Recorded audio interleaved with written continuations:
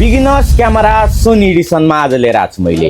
एक साइडमा छ मेरो 6400 भने एक साइडमा छ मेरो latest Sony GV-E10 Mark II। कसको लागि हो, तपाईँले कुन लिने हो भनेर आज म पुरै भिडियोमा बुझाइदिन्छु है। यदि तपाईँ भनौँ न फ्युचर प्रोफेसनल हुन चाहनुहुन्छ, वेडिङ खिच्न चाहनुहुन्छ, भविष्यमा भनौँ न यही सेक्टरमा लाग्न चाहनुहुन्छ, साथसाथै इन्स्टाग्राम टिकटक पनि बनाउन चाहनुहुन्छ भने तपाईँको लागि 6400 चाहिँ पर्फेक्ट हुन्छ है।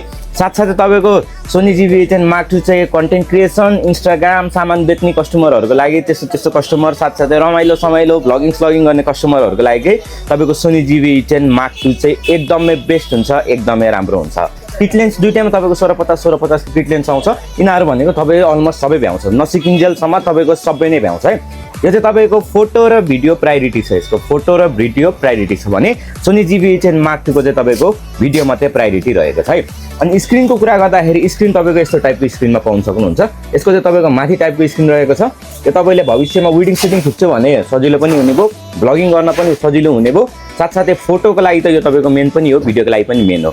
यो चाहिँ तपाईँको एकदमै इजी छ क्या, एकदमै इजी टु युज। तपाईँको आनन्दले यहाँ देख्छ हुनुहुन्छ यसरी तपाईँको सबैतिर घुमिहाल्छ, साथसाथै बोक्न सजिलो, खिच्न सजिलो, फोटो पनि हान्छ, राम्रै हान्छ। तर यो लेभलको चाहिँ अलिकति हान्दैन, किनभने यो तपाईँको भिडियो सेन्ट्रिक भएको कारणले गर्दाखेरि है। अर्को डिफ्रेन्स भनेको तपाईँको यो 24 मेगापिक्सलको पाउन सक्नुहुन्छ, 24.2 मेगापिक्सलको भने यहाँ तपाईँको 26 मेगापिक्सलको पाउन सक्नुहुन्छ Mark II एडिसन। त्यही कारणले एकदम राम्रो, एकदम बवाल हुन्छ है। अनि तपाईँको रिजोल्युसनको कुरा गर्दाखेरि 4K 30 फ्रेम पर सेकेन्ड यसको भने यसको चाहिँ तपाईँको 4K 60 फ्रेम पर सेकेन्ड पुरानो अपडेटमा, नयाँ अपडेटमा तपाईँको चढ्दो तरिकाले 120 सम्म नै हान्छ है।